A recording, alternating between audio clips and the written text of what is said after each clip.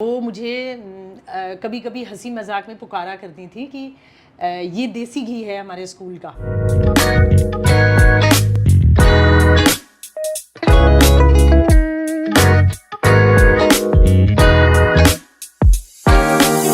सफर में धूप तो होगी, जो चल सको तो चलो। सभी हैं भीड़ में, तुम भी निकल सको तो चलो। किसी के वास्ते राहें कहाँ बदलती है, तुम अपने आप को खुद ही बदल सको तो चलो। उपयुक्त पंक्तियां चरितार्थ होती है एक उस लड़की पर जो 22 साल पहले दिल्ली से सीकर आती है और एक ब्यूटी पार्लर की स्थापना करती है और महिला सशक्तिकरण के क्षेत्र में वो अमिट छाप छोड़ती है। मैं हूं राजेंद्र मधुकर और आज मैं उस शख्सियत से आपकी मुलाकात करवा रहा हूं। आप है आशा चौधरी, आपका स्वागत है। नमस्कार सर। आशा जी, अपने बारे में कुछ बताइए। सर, मैं मूलतः दिल्ली में ही मेरी पैदाइश परवरिश हुई और वहीं मेरी शिक्षा दीक्षा हुई। मेरे पिताजी एक बिजनेसमैन थे, माताजी हाउसवाइफ थी और हम 4 सिस्टर ब्रदर हैं, उनमें मैं सबसे बड़ी हूँ और मेरी शिक्षा दीक्षा दिल्ली यूनिवर्सिटी से हुई। और उसके अलावा दिल्ली के अंदर हम लोग कम से कम भी मेरे पिताजी 50 साल से रह रहे हैं। और उसके बाद शादी के बाद जब मैं सीकर आई तब मैंने यहाँ अपना व्यवसाय शुरू करा। आपका ससुराल सीकर है? नहीं सर, मेरा ससुराल रिंगस है। रिंगस में मैं शादी के बाद आई, तत्पश्चात मैं यहाँ सीकर शिफ्ट हुई। आपने सीकर का चयन ही क्यों किया? सर, मेरे हस्बैंड फार्मा लाइन में हैं और वो सीकर में ही पहले से ही जॉब करते थे। अब मेरे पास 2 विकल्प थे कि या तो मैं जयपुर शिफ्ट हो सकती थी या मैं सीकर में व्यवसाय करना चाहती थी।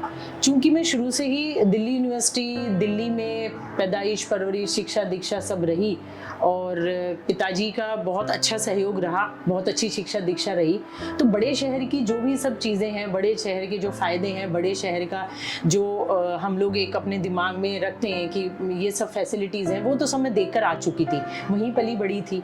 मुझे एक मन में एक कौतूहल था कि छोटे शहर की लाइफ क्या है और छोटे शहर के अंदर हम क्या बेहतर ऐसा दे सकते हैं। बड़े शहरों में तो बहुत सी फैसिलिटी मिल जाती हैं, लेकिन छोटे शहर में हम ऐसा कुछ दें या ऐसा कुछ करें तो वो शुरुआत यहाँ से करेंगे तो मुझे लगता है कि लोगों को ज़्यादा बेहतर सुविधाएं मिलेंगी और लोगों को अच्छा भी लगेगा।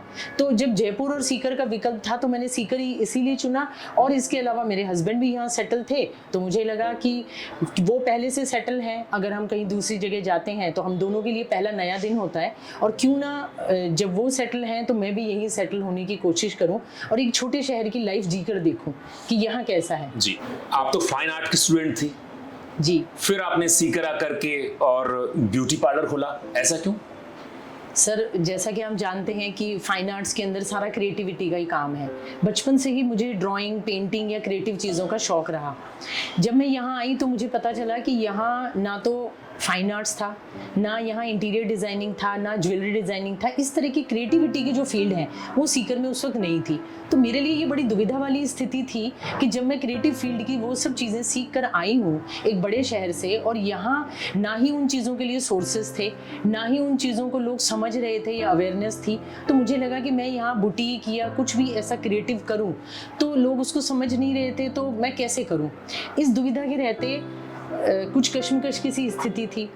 एक दिन मैं मेरी ब्यूटी सर्विसेज लेने के लिए सीकर के ही एक ब्यूटी पार्लर में गई और शायद कहते हैं ना, लाइफ के अंदर कहीं किसी इंसान को कोई किक मिलता है, तो वो किक मैं बताना चाहूँगी कि मुझे उसी दिन मिला। दिमाग में ये विचार चलते रहते थे कि कुछ क्रिएटिव करना है, कुछ करना है, कुछ अच्छा करना है।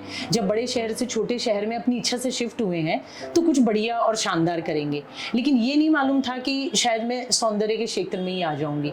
मैं अपनी एक रेगुलर सर्विस कराने के लिए एक सैलून में गई और जब मैं वहाँ गई तो मैं वहाँ के जो स्टाफ का बिहेवियर था या वहाँ की सर्विसेज को देखकर दंग रह गई कि मुझे लगा कि बड़े शहर के अंदर एक हल्के से हल्के सैलून के अंदर भी इस तरह की चीज़ नहीं हुआ करती है और ग्राहक ही हमें बिजनेस देता है और ग्राहक के साथ ही ऐसा व्यवहार, तो वो गलत व्यवहार मुझे कहीं दिल में चुभ गया।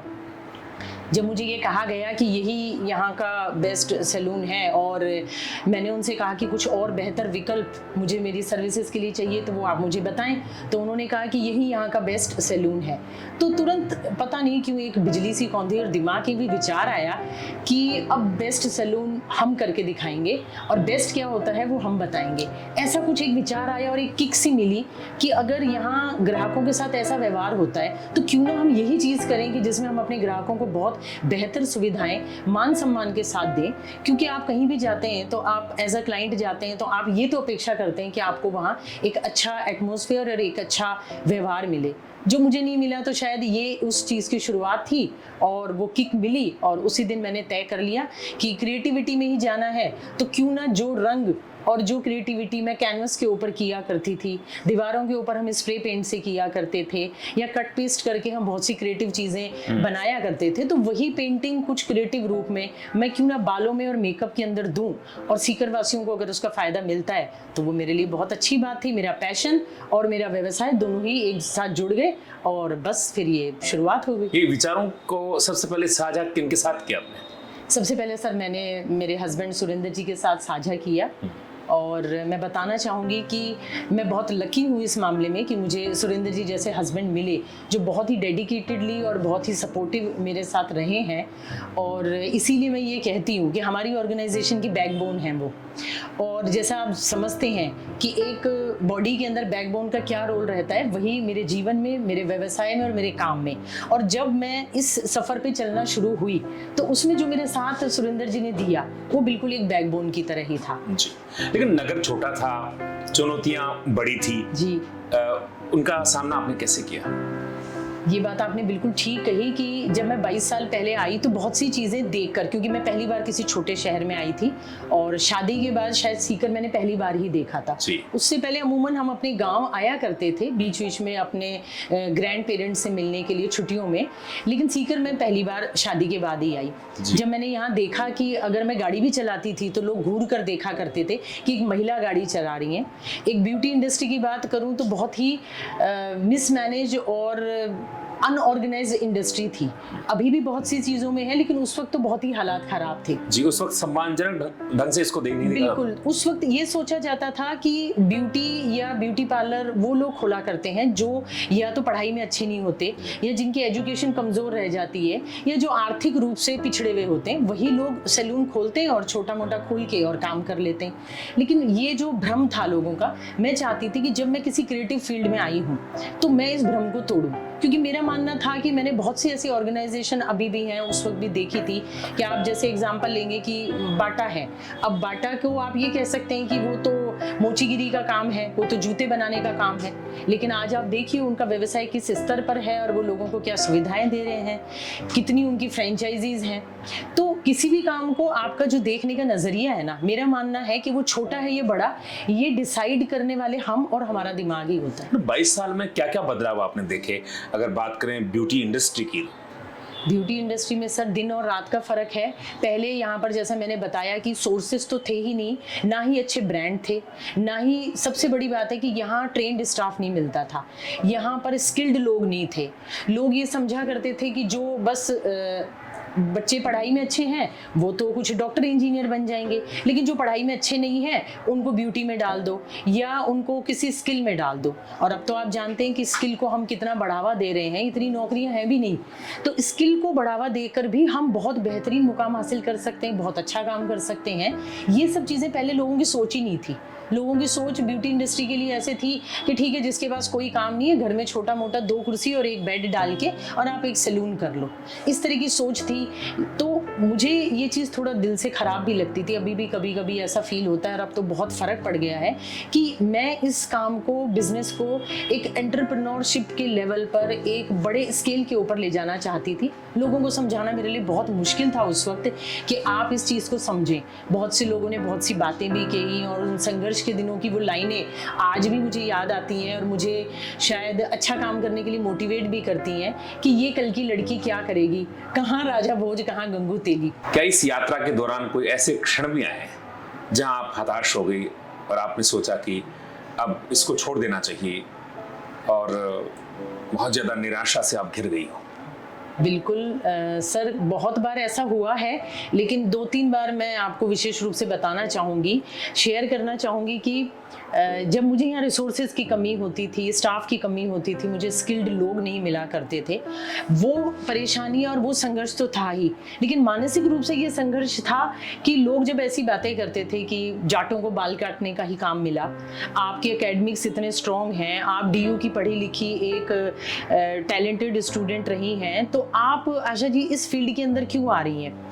लेकिन वो ये समझ नहीं पा रहे थे कि मैं अपने मन में ये मन बना चुकी थी, दिल में ये बात सोच चुकी थी कि मैं जिस भी फील्ड में जाऊंगी, जो भी मेरे शहर की ज़रूरत है, जो भी मेरे यहाँ के लोगों को चाहिए, वो मैं दूंगी और इस स्तर पर दूंगी, अच्छे लेवल पर दूंगी कि लोग उसको भविष्य में सम्मान पूर्वक दृष्टि से देखें। और ये उनको पता नहीं था, तो ठीक है, मैं उनको एक्सप्लेन करे बगैर अपने इस मानसिक और जो मुझे फिजिकल पेन ज़्यादा लेना पड़ता था, भाग दौड़ ज़्यादा करनी पड़ती थी, खुद मुझे बहुत काम करना पड़ता था, और क्योंकि स्टाफ अच्छा नहीं मिलता था, स्टाफ ट्रेंड करना पड़ता था, स्टाफ ट्रेंड करने के बाद में स्टाफ चला भी जाया करता था, ऐसे अप्स एंड डाउन्स बहुत आया करते थे। जहाँ लोगों को लगा कि मैं शायद अकेली पढ़ रही हूँ, तो वहाँ कभी कभी ऐसा भी हुआ कि जब अचानक स्टाफ आपका एक महत्वपूर्ण टीम मेंबर छोड़कर चला जाता है, या कुछ इस तरह के लोग जो बातें बनाते हैं और वो अच्छे स्टाफ को तोड़ लेते हैं, तो इस तरह की बहुत सारी चीज़ें हुआ करती थी। खैर वो वक्त था और उस संघर्ष से मानसिक रूप से, शारीरिक रूप से परेशानी नो डाउट बहुत ज़्यादा होती थी, लेकिन बस ठीक है, जब एक बार ठान लिया तो ठान लिया, ऐसा ही सोच के इस सफ़र पर आगे चलते रहे कि ये जीवन के वो चीज़ें हैं कि शायद ईश्वर हमारी वो परीक्षाएं ले रहा है कि अगर आपको आगे जाना है तो पहले आपको अपनी परीक्षा देनी होगी। तो मैं ये मानती थी कि ये परीक्षा मेरी हो रही है और इस परीक्षा के किसी भी परीक्षा में मुझे फेल नहीं होना। तो और अगर मैं ऐसा करती हूँ तो नो डाउट ईश्वर मेरे साथ हैं और एक ऐसी फैमिली मेरे साथ है जो कि ना केवल पेरेंट्स, मेरे इन लॉज भी और मेरे हस्बैंड भी, मेरी पूरी फैमिली मेरे साथ है। तो शायद ईश्वर को ये मंजूर है कि मैं आगे चलती जाऊँ, आगे बढ़ती जाऊँ और इन मुसीबतों को धीरे धीरे दूर करती जाऊँ। आशा फेस लुक अन्य से भिन्न कैसे है? अन्य से मेरा तात्पर्य अन्य ब्यूटी पार्लर से है। बिल्कुल सर, बहुत ही अच्छा सवाल किया आपने, और मैं अपने दर्शकों को, अपने साथियों को बताना भी चाहूँगी कि आशा फ्रेश लुक के अंदर जो मैंने सपना सोचा था कि जिस वजह से मुझे किक मिली कि यहाँ अच्छी सुविधाएं नहीं थी, बेहतर क्वालिटी प्रोडक्ट्स नहीं थे, तो और जो एक एनवायरनमेंट सैलून के अंदर एक क्लाइंट एक्सपेक्ट करता है वो नहीं था, वो एनवायरनमेंट सबसे पहले हम लोगों ने सोचा कि हम ये अपने क्लाइंट्स को दें, जिसके लिए हमने best quality products, best skilled staff और उसके अलावा वैल्यू फॉर मनी देने की कोशिश करी कि कोई भी ग्राहक हमारे यहाँ आए और जब उसको सेवाएं मिले, देखिए आजकल सस्ता महंगा कुछ नहीं है, अगर आपको अच्छी सेवाएं मिलती हैं तो ग्राहक वहाँ आता है। तो उस क्लाइंट को अगर आप एक अच्छा एटमॉस्फेयर दे रहे हैं, एक अच्छी सर्विस दे रहे हैं, एक अच्छा ब्रांड प्रोवाइड करवा रहे हैं और एक स्किल्ड और ट्रेंड स्टाफ के द्वारा उसका काम करवा रहे हैं, तो नो डाउट वो इसको प्रेज करेगा।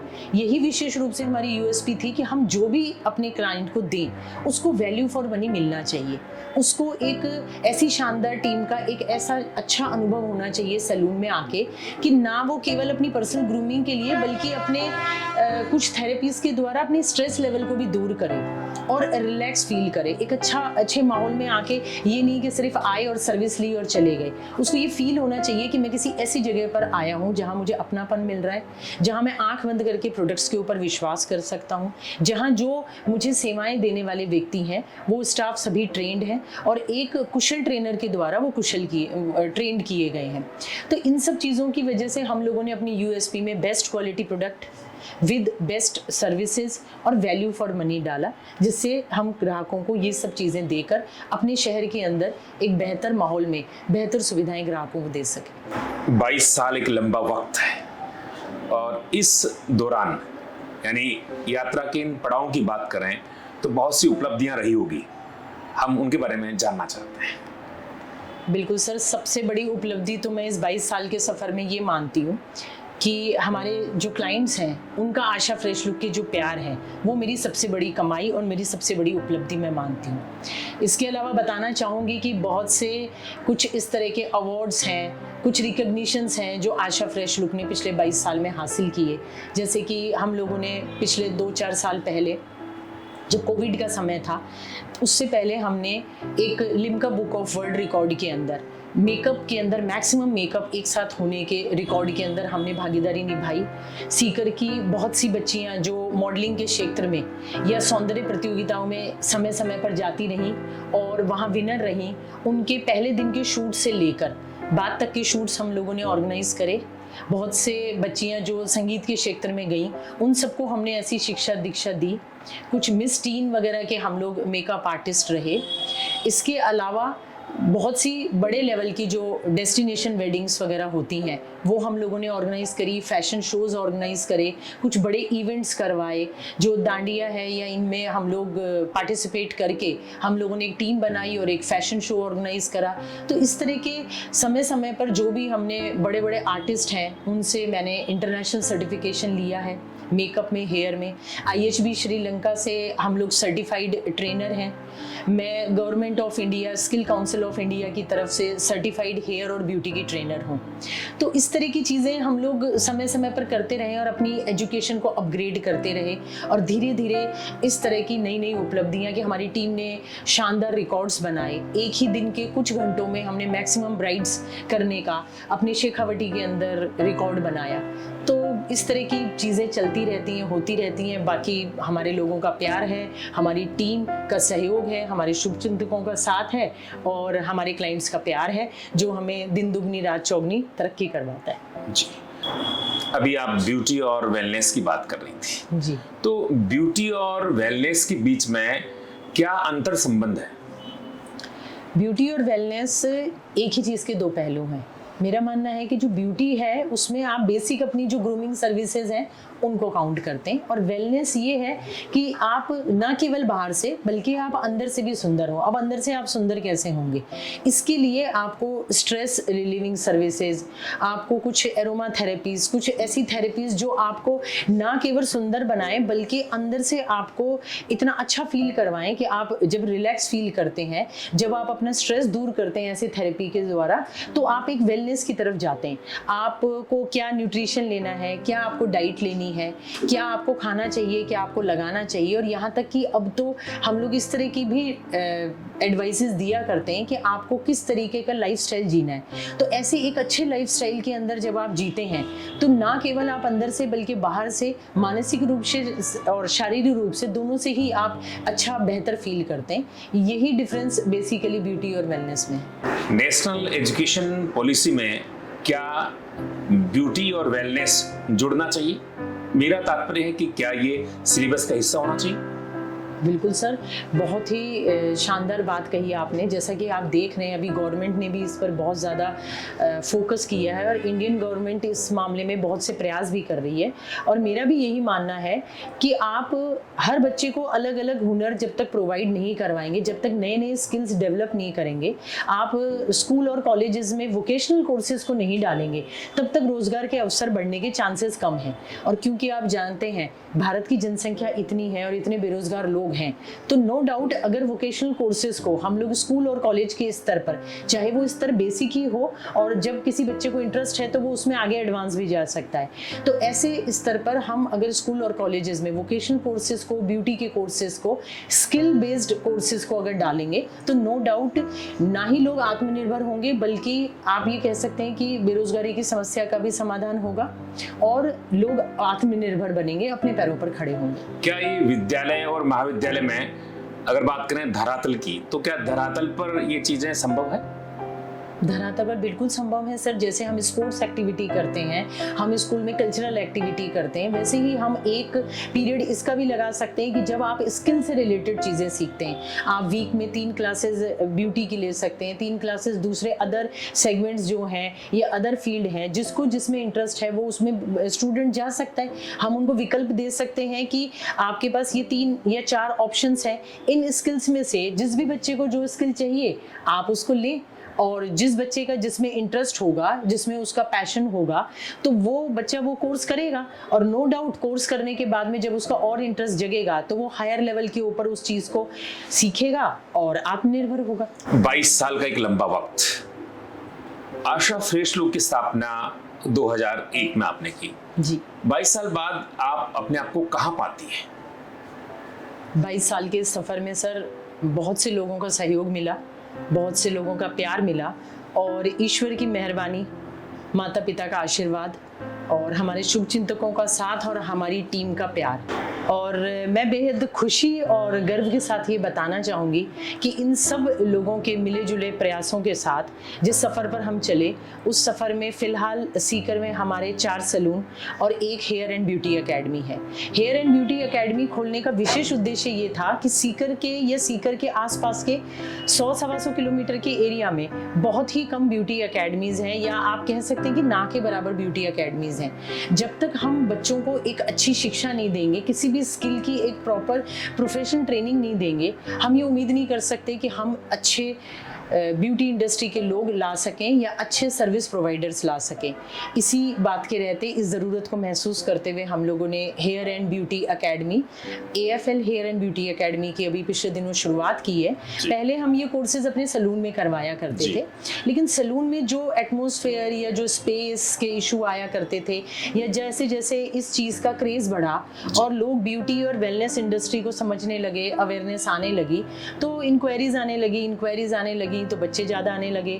तो हमें लगा कि क्यों ना, जब लोग चाह रहे हैं तो हम लोग एक हेयर एंड ब्यूटी एकेडमी की स्थापना करें, और वो हमने की और बहुत ही बेहतरीन रिजल्ट है। बहुत ही अच्छे तरीके से लोग यहाँ ट्रेनिंग ले रहे हैं, बहुत अच्छे टीचर्स, कोच और ट्रेनर्स हैं जो उनको बेहतरीन शिक्षा दे रहे हैं। और आगे फिर ये चीज़ जब बढ़ेगी तो हम लोगों को बहुत ही अच्छा स्टाफ और सीकर वासियों को या आसपास के एरिया में जहाँ पर हम लोग इस बिज़नेस को लेकर जाएंगे, वहाँ लोगों को अच्छी सुविधाओं के लिए बेहतर सर्विस देने वाले लोग मिलेंगे। चारों ब्रांचेज में कितनी लड़कियां काम कर रही हैं? लगभग फिलहाल हमारे पास सर 55 प्लस का स्टाफ है, जिसमें हमारे मैनेजमेंट के लोग एज वेल एज हमारे सर्विस प्रोवाइडर्स हैं।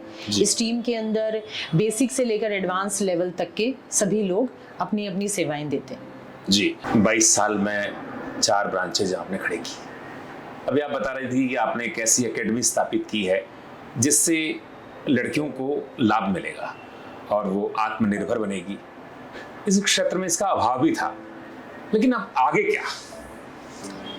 बहुत ही बढ़िया सवाल किया आपने मधुकर जी।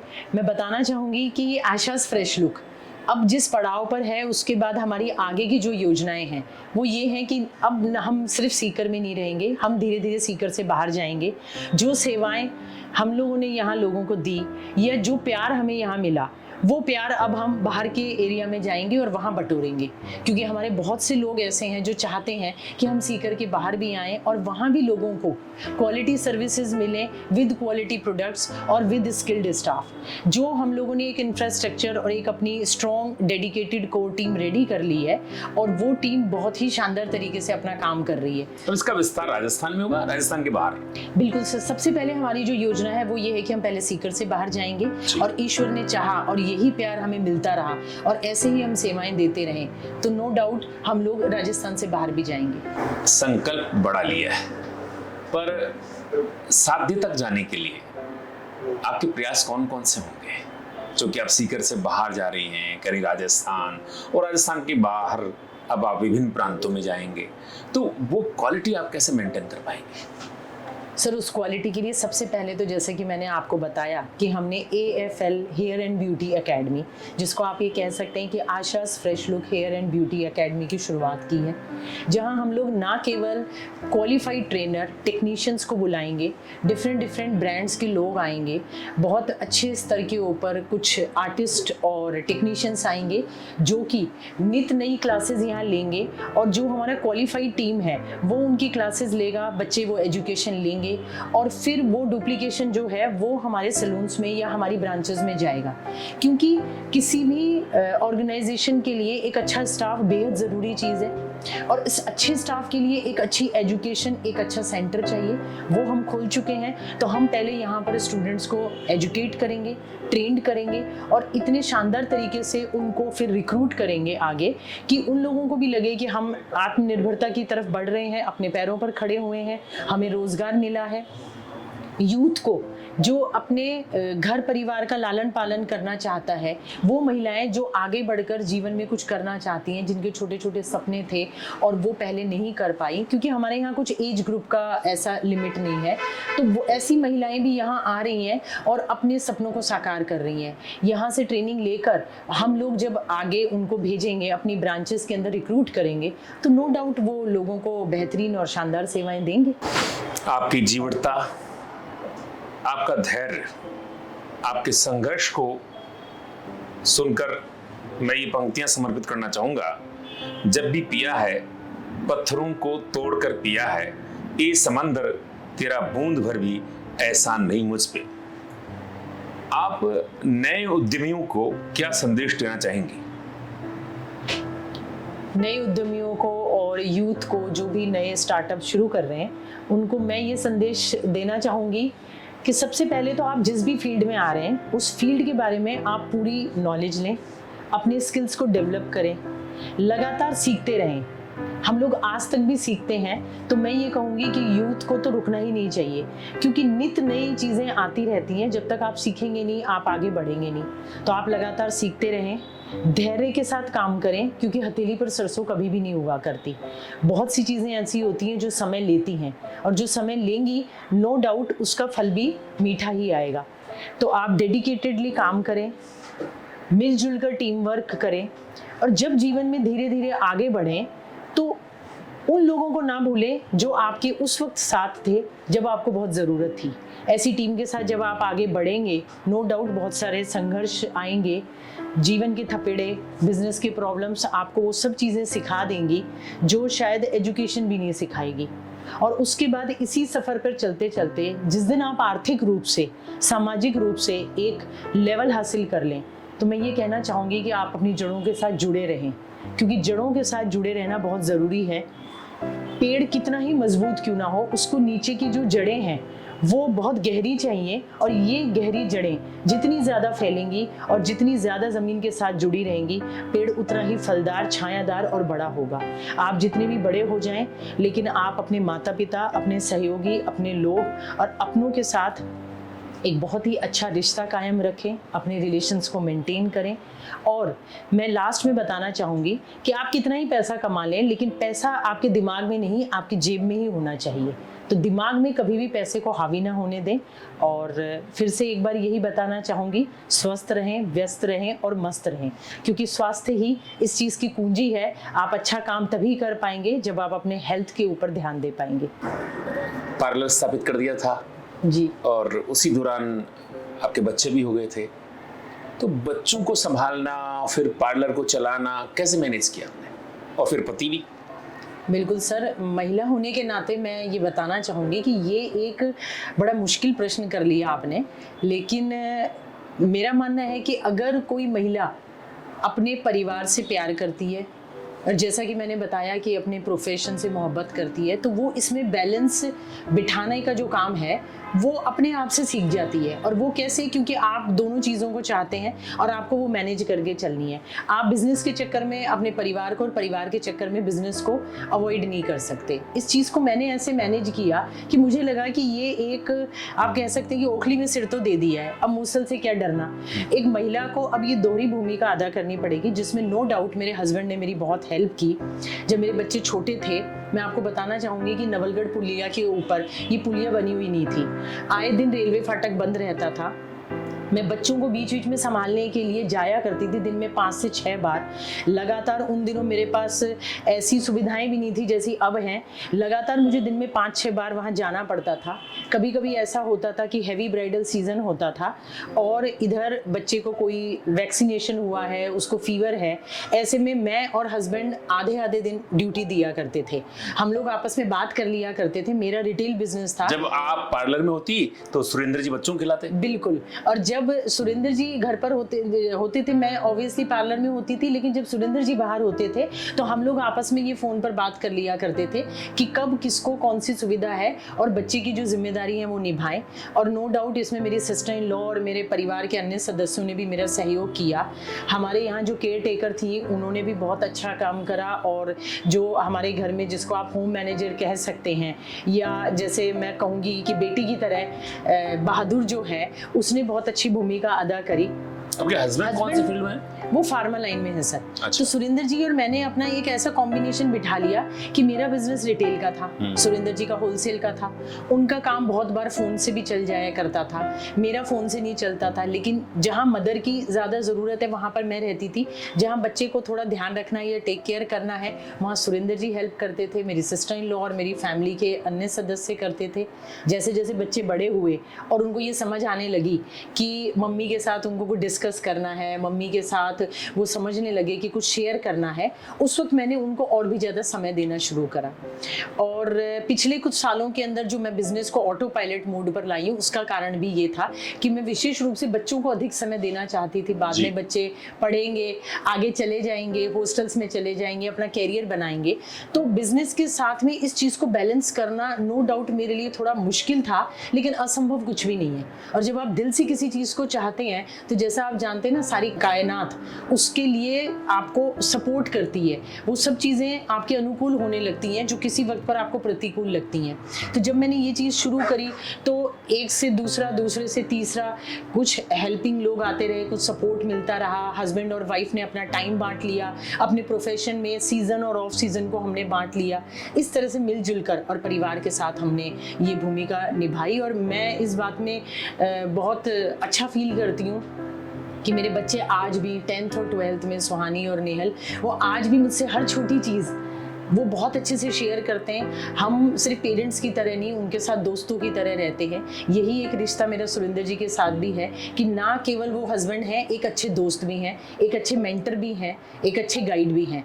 और जब हम दोनों कि सुरेंद्र जी में कोई कमियां हैं तो मैं कोशिश करती हूँ कि वो मैं दूर कर सकूँ किसी भी तरह के सुझाव से, और मुझ में कोई कमियां हैं तो वो मेरी दूर कर सके। इसी तरह से कहते हैं ना कि 1 और 1 आप 2 भी बन जाते हैं और 1 और 1 11 भी। तो हमारी कुछ इस तरह की कॉम्बिनेशन रही, और वो कॉम्बिनेशन का रिजल्ट ये है कि आज बच्चे बहुत अच्छे से हर क्षेत्र में अच्छा कर रहे हैं, अच्छी पढ़ाई कर रहे हैं, अच्छी शिक्षा दीक्षा ले रहे हैं। और सबसे बड़ी बात है कि हमारे साथ बहुत अटैच हैं और हर वो चीज़ शेयर करते हैं, और किसी तरह की कोई भी उनमें नेगेटिव चीज़ें नहीं आने दी, ऐसा हमारा प्रयास रहा। और जहाँ तक मैं समझती हूँ काफ़ी हद तक इसमें सफलता भी मिली, और बाकी ईश्वर का साथ है। आप दिल्ली से आती हैं जी, महानगर को छोड़ करके एक छोटे से नगर में आप आई या बिजनेस स्टार्ट किया। कभी ऐसा हुआ कि नगर लौट कर चले जाते हैं, छोटा नगर है, छोटी सोच है, बड़े नगर में जाना चाहिए? नहीं, ऐसा तो विचार नहीं आया। हाँ, सोर्सेज की कमी और कभी कभी सोच का, क्योंकि मैं एक बड़े शहर से आई थी, वहाँ पर सब कुछ बड़ा ओपन माइंडेड लोग थे, एजुकेटेड लोग थे, अवेयर लोग थे। जब मैं यहाँ पर आई तो मुझे अवेयरनेस का स्तर कम मिला, रूढ़िवादी सोच मिली, रिसोर्सेज की कमी मिली। पर इन सब चीज़ें ये सब नगण्य हो गई, क्योंकि जब फैमिली और हस्बैंड का सपोर्ट अच्छा होता है तो उसके बाद में आप फिर इन चीज़ों की परवाह नहीं करते। आपके अपने आपके साथ खड़े हैं, ईश्वर आपको इंडिकेट कर रहा है कि आप करो, मैं आपके साथ हूँ, और परिवार भी साथ है, तो चीज़ें होती चली जाती हैं। आज ग्रामीण क्षेत्र के व्यक्ति हैं, वो पलायन करके महानगरों में जा रहे हैं, उनको लगता है कि वहाँ ज़्यादा अपॉर्चुनिटी है, और आपने उल्टा किया। बिल्कुल, क्योंकि मेरा मानना ये था कि अपॉर्चुनिटी, बड़े शहरों में कंपटीशन कितना ज़्यादा है, बड़े शहरों में अपॉर्चुनिटीज़ हैं, नो डाउट, रिसोर्सेज की कोई कमी नहीं है, मल्टीपल चीज़ें हैं। लेकिन छोटे शहर में जब कोई चीज़ नहीं होती और वहाँ पर आप कुछ नया एक प्रयास करते हैं, एक नया कुछ थीम लेकर आते हैं और फिर आप काम को आगे ले जाते हैं, तो उसके बाद नो डाउट लोग उसे पसंद करते हैं, और पसंद करते हैं तो बहुत ही कम समय में बहुत ही शानदार सफलता मिलती है, लोग उसको प्रेज करते हैं, और दिल से वो काफ़ी दिनों से वेट कर रहे होते हैं कि ऐसी कोई फैसिलिटी आए, और वो फैसिलिटी मिलती है तो नेम, फेम और सब कुछ अच्छा मिलता है। और जो मुझे लगा कि यहाँ मिलता है, और वो मुझे मिला भी। सुरेंद्र जी फार्मा से जुड़े हुए, और आप चूंकि ब्यूटी से जुड़ी हुई थी, आप ब्यूटी पार्लर है, दिन भर आपको काम करना होता है और वो शाम को घर लौटते हैं, तो दोनों के बीच में कभी ऐसा हुआ कि तनावग्रस्त हो गए कि मुझे अपना काम करने दो, आप अपना काम करो, तो आपको लगा कि यार ये सहयोग भी नहीं कर रहे हैं और मुझे ये बहुत आगे तक जाना है? नहीं, ऐसा तो मैं मधुकर जी कहूँगी कि ऐसा कुछ नहीं है। सबसे पहली बात तो कि जब हम कोई भी बिजनेस शुरू कर रहे थे या काम कर रहे थे तो हम लोगों ने सब चीज़ें बड़ी प्लानिंग के साथ की। उनके साथ ये था कि उनको कार्य की अधिकता रही और चूंकि आप उसी वक्त कह रहे हैं कि ये काम आप कीजिएगा, तब के क्षणों में तब के क्षणों के अंदर हम लोग पहली बात तो कुछ सडनली कोई काम आता था तो हम लोग एक दूसरे को कोऑपरेट करते थे, लेकिन कभी कभी ऐसी स्थिति आ जाया करती थी कि ना वो आ सकते ना मैं आ सकती हूँ। ऐसे में या तो हम किसी की सहायता लिया करते थे और या अपने काम के टाइमिंग्स को आगे पीछे मैनेज कर लिया करते थे। कभी कभी थोड़ा सा तनाव आ जाया करता था कि ये लगता था कि अब ये यहाँ भी जरूरी है और उधर भी है। अच्छा, उस क्षण में आपको लगा होगा कि दिल्ली ठीक था? नहीं, ऐसा तो नहीं लगा, क्योंकि जो भी हमने एक ईमानदार उत्तर है आपके। हाँ बिल्कुल ऐसा कभी भी नहीं लगा, क्योंकि मेरी जो सबसे पहली ख्वाहिश थी वो ये थी कि मुझे मैं जिससे भी शादी करूंगी वो लड़का बहुत अच्छी सोच का और समझदार होना चाहिए। और जैसा कि मैंने आपको पहले भी बताया कि मैं बहुत लकी हुई इस मामले में कि उनकी सोच बहुत सधी हुई और बहुत, जैसे आप कह सकते हैं कि बहुत ही शालीन व्यक्ति है और कोऑपरेटिव है। ये ठीक वैसे हुआ जैसे एक लड़की सपना बुनती है कि सपनों का राजकुमार आएगा। हाँ बिल्कुल, मैं ये कहना वो आपको चाहूंगी जो मैं सुरेंद्र जी को भी कई बार कह चुकी हूँ, शेयर कर चुकी हूँ कि मैं ये चाहती हूँ कि आगे के अगर 7 जन्म हुआ करते हैं तो आगे के जन्म में भी आप ही मुझे एज अ हस्बैंड मिले। क्या बिलीव करती हैं 7 जन्मों में 7 निभाएंगे? अब सुना है तो कभी कभी ऐसा लगता है और दिल में कभी ये ख्याल आता है तो दिमाग में ये आता है कि आगे भी मुझे सुरेंद्र जी हस्बैंड के रूप में मिले। और जब हम लोगों ने हर चीज़ प्लानिंग के साथ करी तो कभी कभी ऐसा हुआ करता था कि मैं कोई नया प्रोजेक्ट लेकर आया करती थी, सुरेंद्र जी कहते थे कि क्या ज़रूरत है, ईश्वर ने सब कुछ दिया है और सब अच्छे से चल रहा है तो क्यों हम नई मगजमारी लें। आपके जीवन में बार बार चेंज का क्या है? चेंज नहीं मधुकर जी, मैं ये कह सकती हूँ कि नई चीज़ें जब आप एक्सप्लोर कर रहे हो, जब आप नेक्स्ट लेवल के ऊपर जा रहे हो, जब आप मल्टीपल ब्रांचेस खोल रहे हो, जब आपका ड्रीम है कि आप फ्रेंचाइजी मॉडल के ऊपर जाओ और अपने बिजनेस को फैलाओ, तो नो डाउट शुरू में लोगों के दिमाग में यही रहता है कि ठीक है, एक अच्छा बिजनेस सेट हो गया, एक अच्छा काम सेट हो गया, घर बन गया, बच्चे हो गए, बहुत अच्छे से सब कुछ चल रहा है, हम बहुत अच्छे से वेल टू डू हैं। तो दिमाग में कभी कभी ये आता है कि आप बिजनेस कर रहे हो तो ऑब्वियसली जब बिजनेस बढ़ेगा तो थोड़ी सिरदर्दियां भी बढ़ेंगी, चैलेंजेस भी आएंगे, थोड़ा संघर्ष भी बढ़ेगा। तो क्योंकि सुरेंद्र जी बहुत संतोषी टाइप के व्यक्ति हैं तो उनका और आप असंतोषी? नहीं, मैं असंतोषी नहीं, पर आप ये वैसे ये मेरा मानना है कि असंतोष होना प्रगति का सूचक है।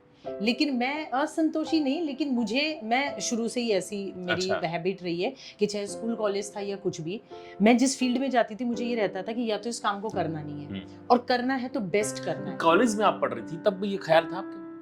नहीं, कॉलेज में ये तो था कि मैं बिजनेस करूंगी आगे जाके, मुझे जॉब नहीं करनी, क्योंकि मेरे एकेडमिक्स बहुत स्ट्रांग थे तो मुझे मेरे रिलेटिव्स वगैरह कहा करते थे तब तो आप फाइन आर्ट की स्टूडेंट थी। फाइन आर्ट्स की स्टूडेंट तो मैं बाद में हुई, लेकिन कॉलेज में, स्कूल कॉलेज में जब मेरे एकेडमिक्स स्ट्रांग थे तो मेरे परिचित या हमारा सर्कल ये बोला करता था कि आप यूपीएससी की एग्ज़ाम दें, आप आरएस की एग्ज़ाम दें। उन दिनों महिलाएं इस चीज़ में कम थी तो थोड़ा सा चांसेस भी ज़्यादा थे, लेकिन मेरा बचपन से ही जो मेरी अपब्रिंगिंग हुई, मैंने मेरे फादर को एज ए बिजनेसमैन देखा और समझा और जाना, तो मुझे ये लगता कि नहीं, ये मतलब अंदर से कहीं एक आवाज़ थी कि मुझे करना तो बिजनेस ही है।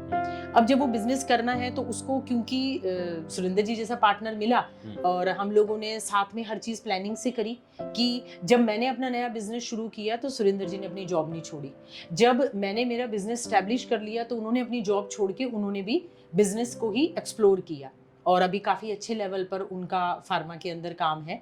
और जब हमारे को सामंजस्य की बात आती थी तो जब मैं एक्सप्लोर करने की बात कहती थी और सुरेंद्र जी संतोषी जी होने के नाते ये कहा करते थे कि क्या ज़रूरत है, क्यों टेंशन्स लेनी, जितना काम बढ़ाओगी उतना टेंशन होगा, लेकिन मुझे नए चैलेंजेस लेने में, नया काम करने में और एक्सप्लोर करने में मज़ा आता है। मुझे एक अंदर से एक दिल से आवाज़ आती है कि अपने लिए तो कर लिया और काफ़ी है, आगे कई साल नहीं भी करेंगे ना तो ईश्वर ने इतना दिया है कि गाड़ी बहुत अच्छे से चलती रहेगी। लेकिन सिर्फ अगर ईश्वर ने अपन को कुछ टैलेंट या स्किल दिया है या काबिलियत दी है तो हम सिर्फ अपने बारे में ही क्यों सोचें। हम ये क्यों ना सोचें कि किसी दूसरे की ज़िंदगी में भी कोई बदलाव ला सके, चाहे वो हमारी ट्रेनिंग हो, चाहे हमारी नॉलेज हो, चाहे हमारा एक्सपीरियंस हो। किसी दूसरे की ज़िंदगी में अगर आप किसी की मुस्कुराहट का कारण बनते हैं, आप किसी के परिवार में आप रोज़गार दिलाने का कारण बनते हैं, आप किसी परिवार को अपने एक लेवल से उठाते हैं, तो वो चीज़ जो मुझे सुकून देती है ना, उसके आगे वो संघर्ष कितने के जो स्टूडेंट पल अब हैं, तक वो यहाँ खत्म हो आपके जाते यहाँ हैं। पास आउट हो चुके हैं? लगभग 1000 से ज़्यादा स्टूडेंट्स जो हैं वो जा चुके हैं, और मैं इस बात को बहुत फ़ख्र के साथ शेयर करना चाहूँगी कि मेरे मैक्सिमम स्टूडेंट्स हैं जिन्होंने सफलतापूर्वक सैलून्स स्थापित किए कुछ हैं। आप बताना चाहेंगे उनकी उपलब्धियां बिल्कुल, नेशनल और आस-पास के इंटरनेशनल एरिया स्तर में पर? और सीकर में मैक्सिमम ऐसी लेडीज़ जिनके अच्छे सैलून चल रहे हैं, उनमें से 80% से ज़्यादा स्टूडेंट्स आशा फ्रेश लुक के स्टूडेंट हैं, मेरे स्टूडेंट हैं, और उनके साथ मेरा इतना पुराना रिश्ता है कि आज भी 20-22 साल पुराने स्टूडेंट्स हमारे साथ जुड़े हुए हैं। एक अच्छी रिलेशन और बॉन्डिंग बनी हुई है। तो जब उनके चेहरे पे मैं मुस्कुराहट देखती हूँ और मुझे आके बोलते हैं कि मैम आपकी वजह से हमारा ये काम हुआ, आपने हमें ये गाइड किया था, मेरी ये प्रॉब्लम का सॉल्यूशन हुआ, आपने जो मुझे गाइड किया, मेरे हस्बैंड इस बात के लिए मान गए और अब मैं अपने सपनों को पूरा कर पाऊंगी। मेरे घर में मेरे परिवार को ऊपर उठाने के लिए कुछ बेहतर और अच्छा कर पाऊंगी, जो मेरे दिल में है कि हस्बैंड तो कमाते ही हैं, लेकिन मैं मेरे परिवार के लिए कुछ कर सकूं, उसके लिए आपने मुझे लायक बनाया। वो उनका जो शुक्रिया, जो उनके शब्द हैं, वो आप मानेंगे नहीं मधुकर जी, दिल को जो सुकून देते हैं ना, उसके लिए जो संघर्ष के दिन है ना, या जो संघर्ष में हम परेशान होते हैं, खींच जाते हैं, वो सब चीज़ें खत्म हो जाती हैं। क्योंकि वो सुकून जो है ना, कि आपने किसी के जीवन में बदलाव लेकर आए, आप उसके आर्थिक स्तर ही नहीं, मानसिक स्तर, उसकी समस्याएं, और हमारे स्टूडेंट्स तो ऐसे हैं कि वो अपने परिवार की समस्याएं भी हमारे साथ शेयर करते हैं, और अपना मान के जब शेयर करते हैं और हमारी किसी भी गाइडेंस से उनके वो प्रॉब्लम सॉल्व होते हैं, तो उनके वो शब्द धन्यवाद के, वो मतलब आप कह सकते हैं कि प्राइसलेस हैं। मैंने सुना आप स्टूडेंट लीडर रही हैं? हाँ जी, बिल्कुल सर। मैं डीयू के अंदर प्रेसिडेंट रही थी और अनअपोज्ड प्रेसिडेंट रही थी। वो दिन थे जब शायद मैं कह सकती हूँ कि कॉलेज के अंदर सिर्फ एजुकेशन ही नहीं, जो मैं मेरे बच्चों को भी ये बताया करती हूँ कि सिर्फ एजुकेशन ही एक पार्ट नहीं होनी चाहिए एक स्टूडेंट के लिए। मल्टीपल जो भी आपको स्कूल में एक्स्ट्रा स्किल्स और एक्स्ट्रा एक्टिविटीज़ हैं, उसमें पार्टिसिपेट करना चाहिए। मैं all over India debating society के अंदर थी। मैंने नुक्कड़ नाटक किए दिल्ली यूनिवर्सिटी में, मैंने स्टेज किया और उसमें स्टेट लेवल का संस्कृत के अंदर एक मैंने प्ले किया था जिसमें स्टेट लेवल का प्राइज़ लिया। उन दिनों क्रिएटिविटी और भी परवान पर थी, तो मैं पोइट्री भी लिखा करती थी। और 17-18 यूनिवर्सिटीज़ ऑल ओवर इंडिया के अंदर 1994 का राजीव गांधी युवा कवि अवार्ड मुझे मिला, और मेरी एक बुक भी छपी जिसमें हम लोग जो सिलेक्टेड लोग थे उनकी पोइट्री छपी थी। और स्लिदरिंग जैसी चीज़ें जो मेरी फील्ड ही नहीं थी, मुझे एनसीसी, एनएसएस के अंदर भी मैंने बहुत शौक था कि एक शुरू से एक मन में था कि किसी के लिए कुछ कर सके। वो कहते हैं ना, अपने लिए तो सभी करते हैं, दूसरों के लिए करें तो कोई बात है। इस भाव के साथ मैंने 3 साल तक विकलांग और मतलब जो लोग देख नहीं सकते उनको मैंने एजुकेट किया, उनको पढ़ाया। मैंने एनएसएस के अंदर बहुत अच्छे लेवल पर 3 साल काम किया, और एनसीसी के अंदर मुझे ये था कि फिज़िकली बहुत अच्छा काम करें, हम फिट रहें। उसके लिए मैंने स्लिदरिंग की एक ट्रेनिंग की, जिसमें एक जैसे आप कह सकते हैं कि हवाई जहाज से नीचे कूदने की एक ट्रेनिंग होती है। युद्ध के समय पर सैनिक उतरा करते हैं, तो एक एडवेंचर होता है उस वक्त कि हम भी ऐसा करके देखते हैं। तो घर वालों को पूरी जानकारी दिए बगैर मैं गई थी, क्योंकि मुझे पता था कि मम्मी मुझे मना कर देंगे कि ये एक रिस्की काम है। लेकिन क्योंकि हमारी एनसीसी कोच और हमारे ट्रेनर्स हमारे साथ थे, सेफ्टी इक्विपमेंट्स के साथ ये सब काम हुआ, तो वो भी सोचा कि चलो इसका भी एक्सपीरियंस लेते हैं। और फिर बस हमें छत से धक्का दे दिया जाता था और हम सीधा स्लिदरिंग करके बेल्ट के साथ नीचे आया करते। तो इस तरह की एडवेंचरस चीज़ें भी करी। आज वो सब चीज़ें याद करते हैं तो बड़ा अच्छा लगता है कि इन सब चीज़ों ने बहुत कुछ सिखाया। उन दिनों मोबाइल फ़ोन्स नहीं हुआ करते थे। मेरी मदर मुझे हमेशा ले जाया करती थी कि मैं उनको कहती थी कि आज मम्मी यहाँ कंपटीशन है, आज मुझे वहाँ जाना है, आज मेरे कुछ ड्राइंग का या क्रिएटिव कंपटीशन है। दिल्ली में उस वक्त अलग अलग inter school, inter college competitions हुआ करते थे। तो जब छोटी थी तब मदर को लेकर जाती थी, जब बड़ी हुई तो फिर ये सोचा कि ठीक है, फिर तो नुक्कड़ नाटक और स्टेज और डिबेटिंग सोसाइटी, बिल्कुल। और मेरे कॉलेज के अंदर allrounder best student of the year का मुझे अवार्ड भी मिला। सारी टीचर्स मुझे जानती थी, चाहे स्कूल हो या कॉलेज हो, और वो मुझे कभी कभी हंसी मजाक में पुकारा करती थी कि ये देसी घी है हमारे स्कूल का, क्योंकि उनको पता था कि हम राजस्थान से बिलीव करते हैं और हमारे यहाँ पर हमारे गांव का ही देसी घी आया करता है। तो जब मैं कुछ ऐसा टैलेंटेड काम करती थी या अपने स्कूल को या रिप्रेजेंट करती थी अपनी टीम को, तो वो यही कहा करती थी मजाक में कि अब देसी घी आ गया, अब कोई दिक्कत नहीं है। तो ये देसी घी अपना कमाल दिखा रहा है। पर वो लीडरशिप यहाँ नहीं आई। लीडरशिप यहाँ नहीं आई। मैं आपके संस्थान की बात नहीं कर रहा, मैं सीधे भारतीय राजनीति में महिलाओं की भूमिका उस विषय पर आना चाह रहा हूँ कि आप राजनीति में क्यों नहीं उतरी? सर, राजनीति के लिए मेरे पास 2-3 बार ऐसे डायरेक्ट इनडायरेक्ट ऑफर आए थे, लेकिन थोड़ा सा मैं कहना चाहूंगी कि पहली बात तो मेरा इंटरेस्ट बिजनेस में था, दूसरी बात मैंने कसक तो है, एक कसक नहीं कह सकते कि एक चीज है जो दिल के अंदर है। मेरे 2-3 रिलेटिव्स हैं जो बहुत अच्छी पोस्ट के ऊपर, बहुत अच्छे लेवल के ऊपर, आईएएस लेवल के ऊपर काम कर रहे हैं, लेकिन जब मैंने उनके जीवन को अंदर से झांका और ये जाना कि ये इतनी मेहनत के बाद में इतनी बड़ी पोस्ट पर आए और उसके बावजूद भी कहीं कहीं गंदी राजनीति की वजह से कह सकते हैं, या लेकिन अच्छे व्यक्ति अगर राजनीति में नहीं आएंगे तो फिर राजनीति के आदर्शवाद की स्थापना कैसे हो पाएगी? नहीं, ये आपकी बात, मैं इससे बिल्कुल सहमत हूँ। जो लोग चैलेंजेस ले सकते हैं, लेकिन क्योंकि वो मेरा शौक नहीं था, मेरा आना चाहिए राजनीति में, और मेरा शौक बिजनेस था।